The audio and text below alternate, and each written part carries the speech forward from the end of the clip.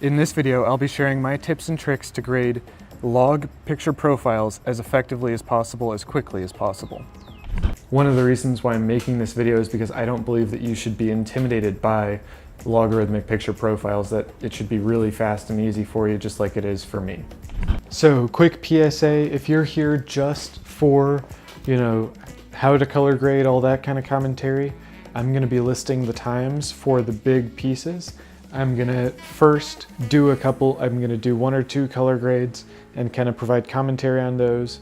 And then I'm gonna show you how to make a preset, and then how to use a preset, and then how to make a cube file, which is an input LUT that you can transfer across devices or so forth and so on. So those times should be appearing right about here. So in case you're curious, this is my new favorite place to shoot the monologues. It makes me feel standing, makes me feel more dynamic. But before we get into it, there's a couple of things I'm gonna highly recommend with shooting log profiles, and that is expose correctly.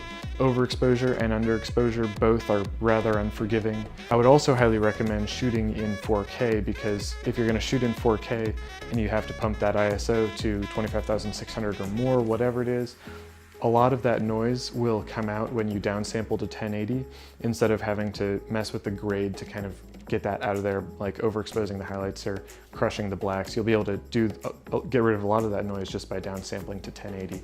So yeah, that's about it. So here I'm trying to get the luminance curve right. So I love starting by putting contrast into the image. That helps me kind of understand what the final product might look like early on. So then I'm going to move on to contrast in the basic corrections panel, and then saturation to help give me more of that, first impression of what I could get it to look like. I really like getting as much of a rough draft, if you will, beaten out as quickly as possible. And by adding contrast and saturation with S-Log, that's the fastest way to do it. So then what I'm going to do is add more contrast by boosting the highlights and whites and dropping the shadows and blacks. And here I'm messing with the exposure just a touch, just because I felt like I might have overexposed it when I shot it. Gonna add some yellow back in there in the white balance panel, because I felt like it was a little cold. And here what I'm doing is I'm gonna adjust all 3 of these color S curves to a very similar curve to the luminance curve. And what I'm doing that because I want to add color contrast in, and this is the best, easiest way that I know how to do that. And so because there's a little bit too much red in those highlights, I'm going to drop that back down a touch, and that looks just about right. Now vibrance is a great tool, and what that does is it allows you to put a little bit more color into the underrepresented colors, if you will, the less dominant colors. And saturation deals primarily with the more dominant colors. Now here I really don't like all the yellow that's in my skin tones, and so I almost always will drop the yellow and then boost all of the rest of them. Now sometimes that will look a lot more complicated, but I got the white balance right this time around. There's no mitigating factors like mixed lighting, so that's going to look just fine. Really, it depends on your skin tone, right? So my partner has to deal with a lot more magentas and reds in her skin color, because she's a little bit whiter and those show through a little bit more. But for me it's the yellows, because I have a more olive complexion. Here I'm going to just keep messing around with the white balance to get that cast that I like, because I want it to be warm, because it was a very warm day outside. That's kind of what I want to communicate with that. Now I'm messing around with the saturation, because I want to see what that'll do to those skin tones. Most of what my color grading revolves around is getting the skin tones right. So in this clip I'm going to follow a very similar procedure, and like I was saying at the end of the last clip, skin tones are what I base my grade around. I don't, right now at any rate, go in for anything too quote-unquote cinematic with those grades, because I really want to get faithful representation of skin tones, because I want to build as accurate a portrait of the person as possible, in this case me. If you can keep kind of a running dialogue going in your head, that'll end up being a really great way to do it. And what I love to do most of all really is, run through drafts almost, if you will, like do a first pass, a second pass, a third pass. And the way that I do that is by pumping that contrast and that saturation in early on, and then I can fine tune it to know where the color is at so that I can adjust that color. I'm kind of iterating over and over and over on the theme of I love me my skin tones. That's what I focus on when I'm doing my grade, but I know that a lot of people take different views of those and they want, you know, a different look with that. So let me know if there's particular looks I could make LUTs for, you know, assuming daylight balance or assuming tungsten balance, whatever you prefer. Let me know and I'll be happy to make those and put them together. So in this little clip, we'll make a preset. So right up next to Lumetri Color, there's those three little things. That's a drop-down menu. Go to Save Preset, and then name your preset. And I like to be as detailed as I can in the nomenclature of all of my presets.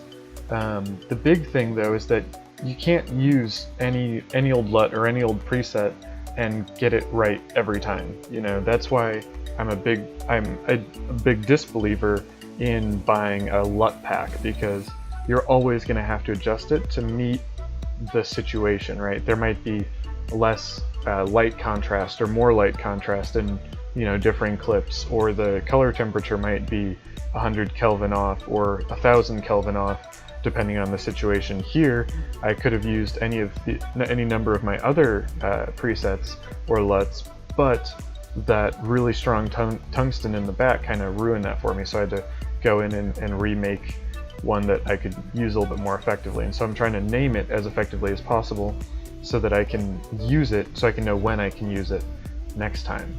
In particular, one of the things that I'm interested in making, I don't know if you would be, is how to make like a fake C-Log for your Canon cameras, and then also how to grade that most effectively, because there's a couple of things that I've noticed in my own grades of my Canon footage that I just want to make sure that I stay away from, and so sharing those could be helpful. So this is going to be how you use a preset. So I've just taken off all the grade from the last one. You're going to click the effects panel, and then preset shows up at the top. Grab that one. You got to know what the name of your preset is, and then you come and you drag it onto the image. What I'm going to do is see if I can, you know, put multiple on top of each other, and I think it's going to end up looking really bad.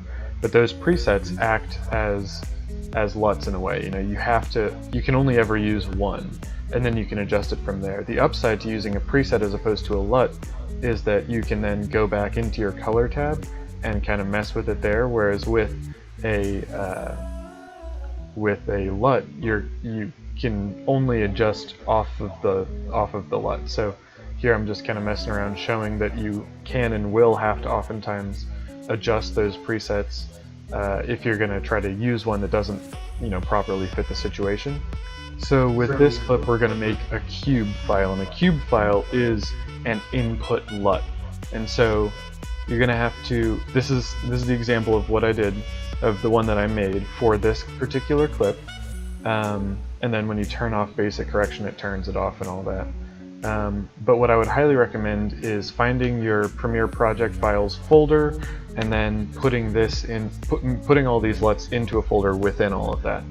So I'm gonna just do a really quick, you know, quick and dirty grade, if you will, of this to kind of get us to there. I'm gonna keep the highlights exactly where they are. Gonna drop everything else just a touch. Trying to keep as much detail in those highlights as possible, while increasing color contrast, because I really highly value you know, depth of that contrast. I like to leave a lot of blue in it. I feel like that counteracts the yellow that can creep into the skin tones really effectively. But then I'm gonna even go a step further and put some blue back in the color temperature. So that looks like a pretty good image. I kind of like that. So I'm going to go up to that thing next to Lumetri Color, click it, export a cube file, and then there you have a cube file, a LUT. So I'm going to go ahead and reset all of these to show you how that cube file will look, because it is quite simply that exact same preset. So you go back to Browse, see I'm in Project Files, Cube Files, drop the example on there, and looks a little bit wacky, and so I'm a little bit curious as to why that is. I'll find out here in a minute that that's because I left saturation on, and you don't want to do that. So there, I take the saturation out, and looks just like the other one. I think that's about it. I've been using a little wired lav mic. I've had it forever. I've never used it before. So I've just started breaking it out. So tell me what you think in the comments section about the audio. I know there is a slight discrepancy between the voiceover and when I'm delivering to the camera. I don't know exactly what's going on with that. I think my input settings might have changed between the two times. So, but yeah, let me know. I think that's about it for today. So please don't hesitate to smash that like button if I provided value to you with this video, and consider please hitting that subscribe button or ringing the notification bell. All three of those mean a lot, both to me, but also to YouTube. And so if you're liking my content, if you think it's valuable, if you think I'm bringing good content to the table, those metrics will help YouTube know that I am, and so then they'll help more people see it. So thank you very much for your time and for your attention, and I'm looking forward to seeing you in the next one.